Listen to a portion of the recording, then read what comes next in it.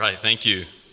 Well, hey, it's great to see everybody here tonight. Thank you to Acoustic Endeavors for playing for us. Give them another thank you.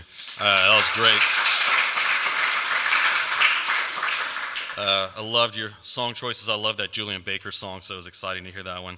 So thank you guys for coming. And for all of you guys just who decided to come along here and join this conversation. And we do call it a conversation for a reason, because though, right now it does not have the appearance of a conversation, since I'm standing here with the lectern and the microphone, and, well, each of you guys don't have a microphone. It doesn't look much like a conversation.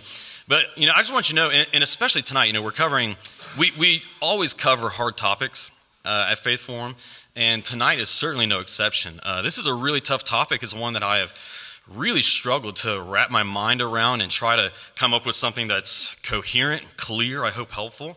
And so, I'm especially seeing tonight as a conversation because I'll be the one to talk for a little while, but really the way that I see this is as, this is me getting a chance to think my thoughts out loud, and then afterwards we'll be able to talk them out together. And so it's a growing experience for me as much as anyone else in here in the room. And this topic is very close to my heart.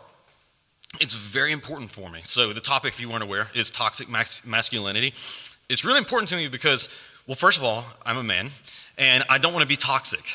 So that's one reason that it's very important to me. Another reason it's really important to me is because I'm a man, but I am a husband, and so I have a wife, and so if I'm toxic, then I understand that will hurt her, and so that's a reason it's very important to me and close to me.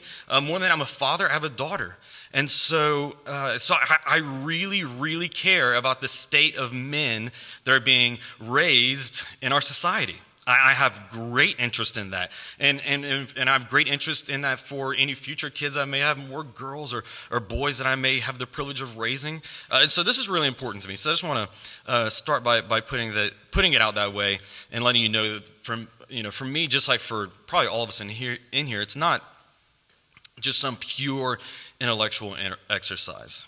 We really are trying to solve a real world problem together. So let's dive into it. So as I was getting ready today, I was thinking to myself, it happened again yesterday. Now, some of you guys probably know what I'm talking about just by being that vague. By it happening again yesterday is that yet again we saw another mass shooting. Again, right? This time at, a video game conference, something like that, a gaming tournament, something of the sorts. I don't know all the details. I don't care to get into them, but I'm sure it was no surprise to anyone that, they found the suspect, the guy who did it, and it was a guy, right? It was a guy. So it happens again. We have a man, okay, a masculine figure, go and commit this horrible atrocity. And so with that comes along, it joins to the ranks of all the other times we've seen this. In Columbine, at Virginia Tech, in the theater in Aurora. We saw it in Lafayette. Some of you guys may have been here in the city. I actually lived across the street the night that happened. It happened again.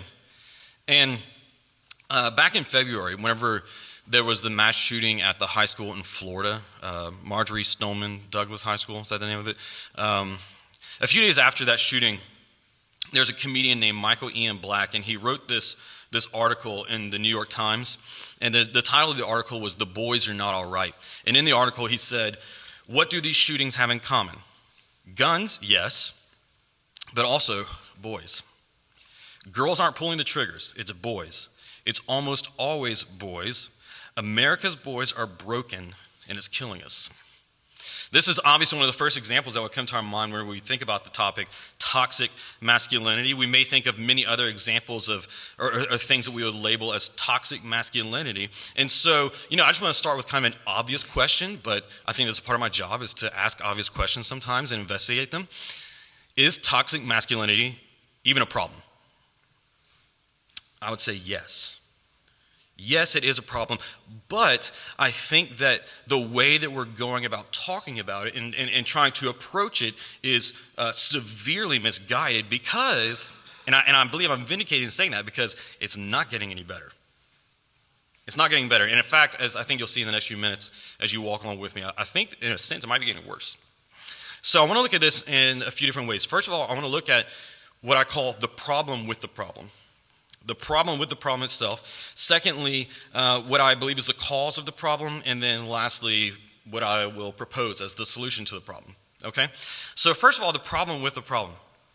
Like I said, the issue does not seem to be getting any better. According to all of the latest crime statistics, violent crimes are still vastly, the vast majority is still being committed by men. Whether that's violent crimes, whether it is property crimes, the vast majority of those are happening by men. Anytime there is some kind of familial or domestic strife, abuse going on in a household, once again, the overwhelming vast, we're talking 90% area and above. Once again, those are being done by men. Okay, so the issue doesn't seem to be getting any better. Like our mass shootings don't seem to be going down in frequency. The amount of broken families that we have don't seem to be going down in frequency, and so on. And so, why is that? So that's why we're talking about this. And so, I started to think about this several weeks ago, and talking to Eli about it, which is what led to this Faith Forum. I started thinking about it a lot, and then in getting ready for this, I started to research it, trying to look and see what does everybody have to say about this. People all across the spectrum of what you may call, right or left, religiously or politically, and so on. And so what are we saying about this? And so here's one of the first things that I see in what I call the problem with the problem, and it is this, that no one knows exactly what toxic masculinity is. No one knows. No one can actually agree on what it is. No one can actually or really give a satisfactory definition for what is this problem that we're facing and what is causing it. And that's what I call the problem with the problem. How can we really address this if we don't even really know what we are trying to solve or what we are trying to address? And so I was thinking to myself and thinking, okay, now there's still a problem out there, right? There's something going on. And that's what we're all talking about, and that's what we're calling it, toxic masculinity. There's something going on out there.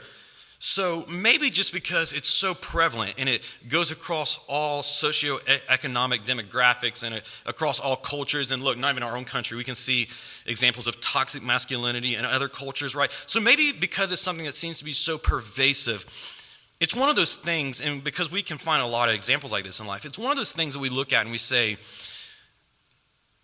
you don't exactly know what it is, but you know it when you see it. I thought, okay, maybe this is one of those issues. We can't exactly define it, but you know it when we see it. So is that what we can say? No. Wrong. After I thought about that for just a minute, I realized, no. We cannot be satisfied with that, which is basically what I think we're doing in our culture right now. We cannot do that, because what's going to happen is people are just going to start labeling whatever kind of behavior or attributes they don't like as toxic masculinity. And so what it'll become is just a weapon for people to use, to pull out, to beat people with, or to shame people with, simply because they're doing something that they don't like. You see, so that's the reason why I think that this issue of definition is really so important for us to get. And so why is it so hard for us to define? Especially if examples of men going crazy, whatever scale it's in, whatever context it's in, especially if men going crazy just seems to be so prevalent, why can't we define it if it's all around us? And I think of this illustration. How many of you guys have ever done archery before of any kind? Maybe bow hunting, maybe at a summer camp or in your uncle's backyard. He gave you a crossbow when he shouldn't have, and just let you go out, just run loose. Okay, so a lot of us in here at least can identify with this illustration, and that makes a good illustration, so good. So imagine we are doing archery, we are shooting a bow and arrow, whatever it might be, and you're trying to go out there and you're trying to hit the target that's set up, but before you load your arrow into the bow and before you pull it back to aim at the target, you're blindfolded and you're spun around 10 times, and then you're handed your bow back and say, all right, go for it. How's it going to go? It's going to be dangerous for everybody. That's a toxic situation for sure, right? But you're not going to be able to hit the target because why? Because you don't even know where the target is. We won't be able to say, and you won't be able to judge. Imagine we're all blindfolded, because that's really, I think, where this is relevant. Imagine we're all blindfolded.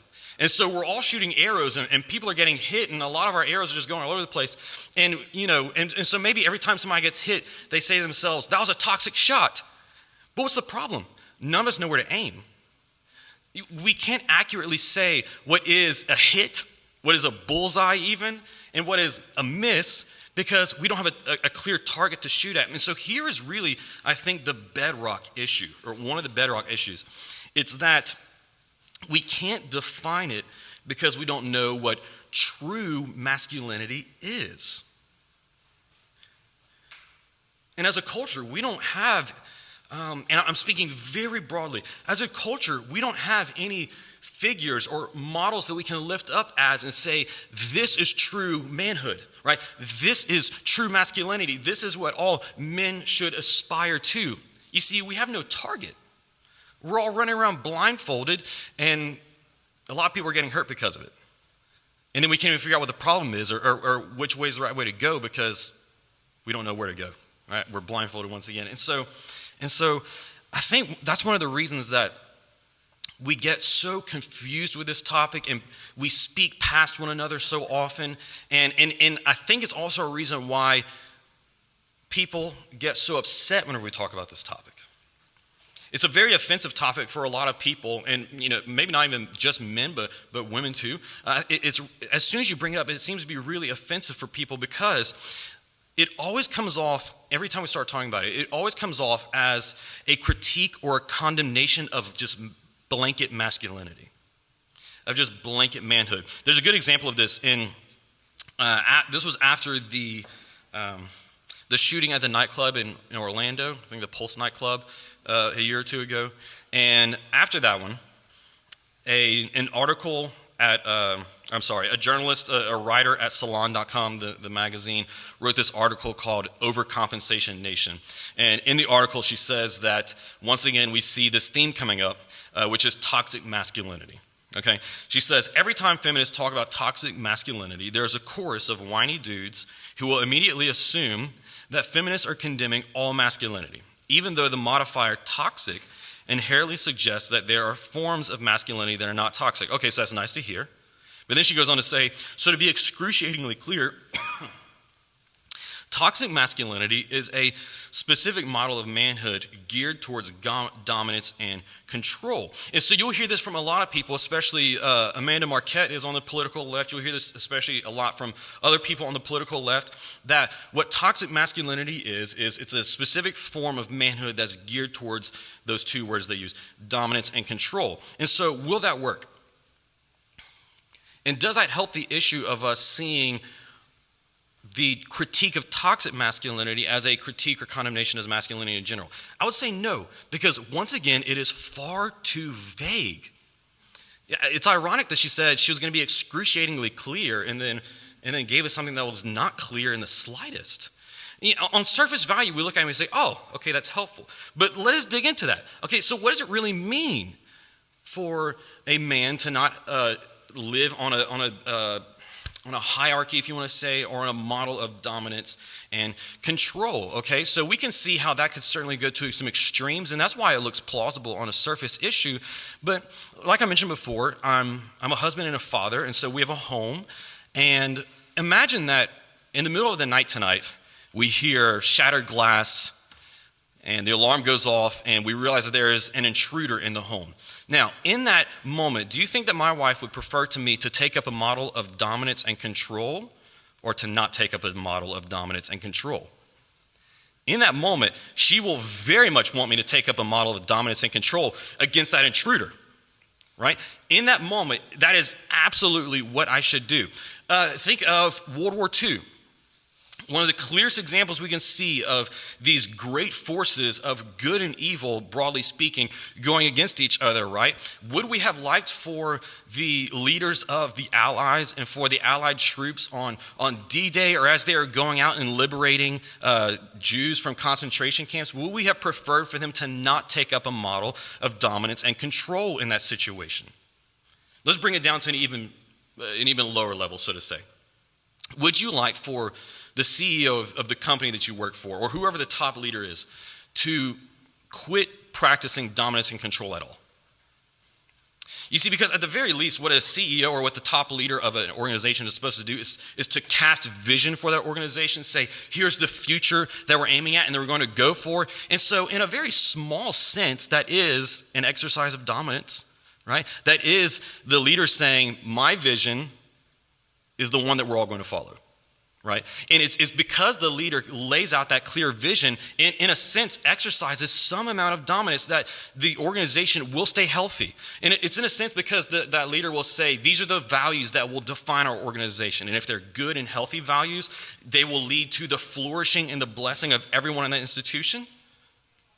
You see, so that's why, because so often we see this definition, that's why just to say, oh, well, it's whenever men operate by dominance and control, that's not enough. Because, we can think of so many examples where that is absolutely the right thing to do. You see, so I think what so often happens, because every time we try to talk about it, it comes across as just a blanket condemnation of masculinity in general. What we're doing is we're not, and because we can't give a clear definition, we're not solving the issue. We're not addressing the issue as much as we are splintering it. That's the way that I think about this. We're taking this issue and we're splintering it and creating 1,000 new forms of toxic masculinity. But you see, now what happens is, so some men, based upon their temperament, will hear that message, and once again, the subtext is that you need to quit being so much of a man. That's what they're hearing. Okay, that's just a fact. That's what they're hearing. And so what they're going to do is they're going to start downplaying all of those attributes that they see in themselves, which once again may not be necessarily harmful or bad attributes, but they are those attributes which are typically associated with toxic masculinity, and they're going to start to play those down, and they're going to become, and we see this all the time, I call them the lost boys. They're going to become men who truly, in a great sense, aren't really good for that much. You can't really depend on them. They're aimless in life. They're not doing anything with their life. You can't count on them to be the ones who are going to be there. You can't count on them to be the ones who are going to boldly speak the truth to you or on your behalf whenever you need them to. They're just going to be aimlessly caught up in life living in Neverland. You see, that's the story of Peter Pan. He wouldn't take up responsibility in his life, and so he and the Lost Boys are living in this fairy tale world, right? Just stuck there in this state of immaturity, and then they have Tinkerbell there, who is their only hope of ever having a meaningful relationship with someone of the opposite sex. They're the Lost Boys, and we have so many Lost Boys today. We see the Lost Boys come across in being addicted to fantasy worlds through video games, television, whatever else it may be. That's where their life that's where their life manifests, where it lives out. Their only understanding of companionship or intimacy is pornography. You see, that's Neverland and Tinkerbell. And lest we be naive, we need to understand that even the Lost Boys can become incredibly violent. It only takes a certain amount of time. It only takes the right circumstances. That's what we saw yesterday. So on the one hand, we have the Lost Boys, but on the other hand, we have what one poet and novelist called macho peacockery. You know, this is the more stereotypical type of toxic masculinity that we think out. It's a man who has no depth at all to him. He is obsessed with image of putting on those things that are seen as very macho, you know, and just all the things that go along with it. And so it's very obvious how that can become very toxic, okay? And so you see what happens is we start having all of these splintering reactions. And so we're not solving the issue whenever we turn people, men, into lost boys or macho peacockery or whatever else it may be. We're just causing a whole bunch of more toxic examples. So once again, whatever we're doing is not working. So what is causing the problem? As I see it, I think the best way to look at this is that to be toxically masculine is to be the opposite of flourishing. I think that's one of the simplest ways we can put it, and that's why every time we see someone who is doing or living in a manner which is the opposite of a flourishing mode of life, we call it toxic. Okay, so the opposite of toxicity is flourishing. And so what causes someone to become toxic, to be unable to flourish either in their life or to cause flourishing in the lives of others? And I think the best way to boil it down is self-centeredness. I think that it's self-centeredness which causes toxicity in a person. Because self-centeredness causes someone to be unable to flourish inwardly. And you see, and so often the lure in our lives of being self-centered is the belief that it will cause us to flourish. So we turn inwardly on ourselves, but what that is neglecting is the incredibly important role of community and causes or purposes which are larger than ourselves, which we can give ourselves to, and then in return we flourish. You see, so self-centeredness restricts a person from being able to flourish inwardly, and then it's very obvious how self-centeredness causes a person to not be able to spread flourishing to others and into society, because they are always doing what is only right to them, and very often at the cost of harm or some kind of pain to others. Self-centeredness. And so what we discover here is that toxicity can really apply to either gender. And here's where we really start to get deep into this issue. And it's quite obvious, but the examples just aren't as dramatic. Because toxic femininity, that's a tongue twister, typically doesn't manifest itself in mass shootings or in dictators or in tyrants. And that's because just the basic, broad, different temperament of women will lead them to express toxicity in different ways. But if self-centeredness in a person is what causes them to be the opposite of flourishing, which is toxic, then we need to understand, this can apply to anybody. Therefore, anyone can become toxic. So if that is what causes it, we need to understand, then what is flourishing? And so I'm going to give you a very simple definition, and this comes from a guy named Andy Crouch who wrote a book called Strong and Weak. And so what is flourishing? Flourishing, both inwardly and the kind of flourishing that can spread to the blessing others and blessing society. Flourishing is whenever you have the right convergence of strength and weakness. Another way that we can say this is whenever you have the right convergence of power or authority and vulnerability. And anytime somebody is not correctly operating in the right convergence of authority and vulnerability, or strength and weakness, we find some form of toxicity. Think of it this way. So one of the most obvious ones. So think of it whenever somebody is operating in only power but with no vulnerability, or only authority with no vulnerability. Well, that's the tyrant, right? If we're going back to Neverland, that's Captain Hook. He is the tyrant. He is the one who is operating in pure authority with no vulnerability, and that is what makes him the obvious enemy. These are the tyrants that we saw rise up in Nazi Germany and in communist Russia and in Maoist China and so on. They were operating in all power, no authority. This is also the tyrant in the home, the harsh or controlling or abusive man, husband, stepfather, whoever it might be, causing the tyranny.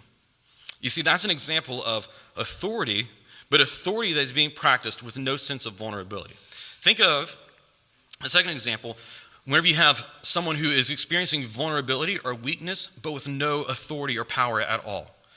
What we call that kind of a person is usually a slave or oppressed. You see, they have no authority in their lives. And in this sense, what we mean by authority is the ability to act in a certain way that means something. And so whenever somebody is living in a situation where they have no ability or no capacity for any meaningful action in their own life, then they are living in absolute vulnerability or absolute weakness with no authority or power. And so they are suffering. And once again, lest we be naive, that also can lead to toxicity, right? A person living with an absolute vulnerability at the hands of a tyrant for long enough and under the right circumstances will absolutely one day become the tyrant to someone that they are just slightly higher than. Learn the story of just any average guy in our prison system. And before he was the tyrant in the prison system, do you know who he was? He was the suffering boy at the hands of a tyrant in the home. That's vulnerability without power. But then there's one more option, and I think this is one that we're very often living in. It's neither power nor vulnerability. It's neither authority or vulnerability. It's neither strength nor weakness. It is just withdrawal. It's just being withdrawn from, on the one hand, you're not experiencing any suffering in your life, but on the other hand, you aren't doing anything meaningful. And that as well is a form of toxicity because you're not flourishing. You're not participating in anything that is strengthening or bringing flourishing within you or to those around you. It's a form of toxicity as well. What brings all these things together? Well, what is it that creates the kind of person who can strike within themselves the right amount of authority and vulnerability? Because whenever a person has the right amount of authority and vulnerability, do you know what they are? They are no longer the tyrant in the home, whether that's a father tyrant or a mother tyrant, but they are the loving and nurturing and providing spouse and parent. Because they are using their power, their authority, for the sake of those who are vulnerable. That's what a good parent does, right? A good parent uses the authority that he or she has for the sake of that vulnerable person living in their home. And that same principle scales to even national levels. The only way that we can achieve the right balance or integration is through the virtues. You see, because on the one hand, what you need for someone to live in a flourishing way in this world for themselves and for others, they need to be someone who is operating in a full capacity in their head, in their chest, and in their belly. Because in the head is the realm of our ideas, the things that we believe or understand about ourselves or about others, and the belly is the seat of our desires. And so we can see how toxicity can play out in either one of those ways. The person who is driven by their unbridled ambition or desires, whether it be lust or a desire for control, dominance, whatever it may be, will become someone who is toxic. But someone who is only stuck up in their head is that person who is going to become withdrawn. You see, what you need to understand is that you need the development of the chest. What happens in the development of the chest is virtue. The only way for the heart to rightly guide and direct and control the belly is through the chest that has been developed with virtues. So whenever we lose our virtues, or a society that knows what its virtues are, along with it we lose true masculinity, true femininity, what we understand is flourishing in the rest. You see, there's this great book by C.S. Lewis called The Abolition of Man. And he talks about this in one of his chapters. At the end of the chapter, he says, "And all the time we continue to clamor for those very qualities we are rendering impossible. You can hardly open a periodical without coming across the statement that what our civilization needs is more drive or dynamism or self-sacrifice or creativity.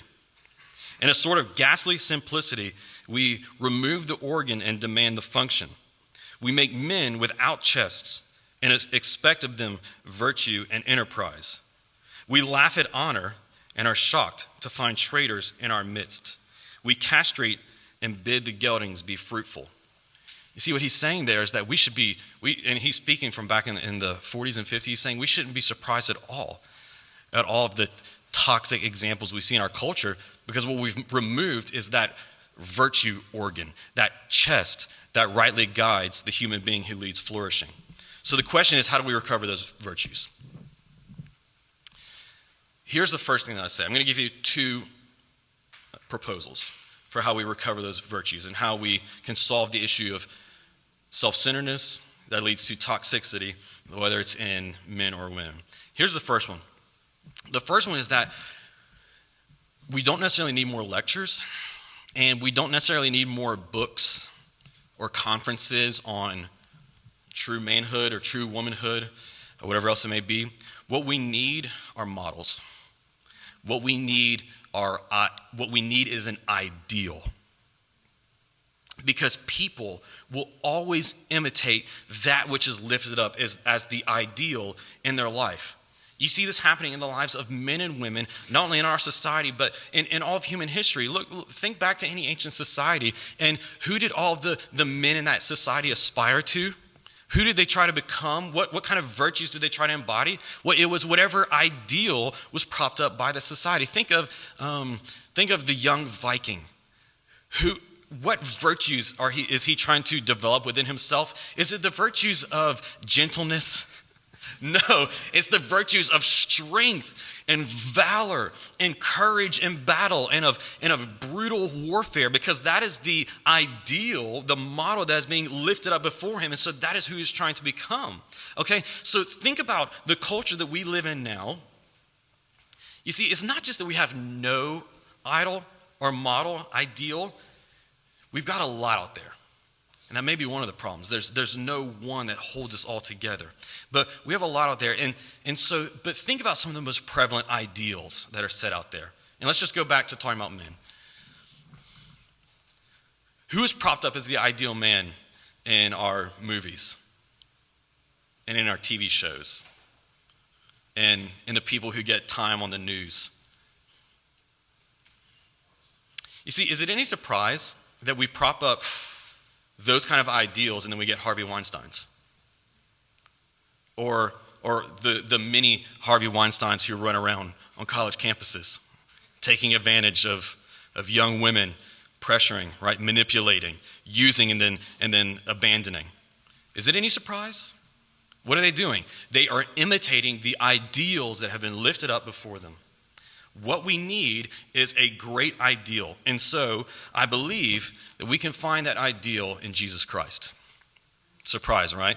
You're hearing a pastor give that answer. Well, here's the thing. It's not just a Sunday school answer, as we say. I think this actually means something. And this can actually bring about a real change.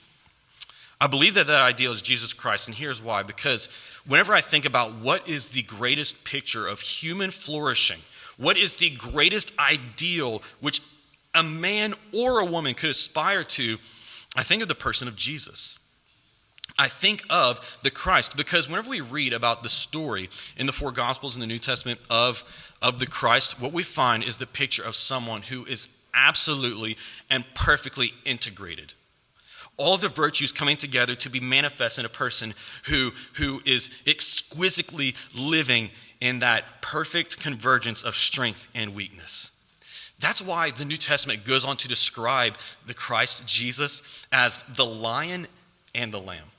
How in the world, is there anyone else that we can look at and describe as a lion, right? Just the ultimate metaphor of strength, of boldness, of courage.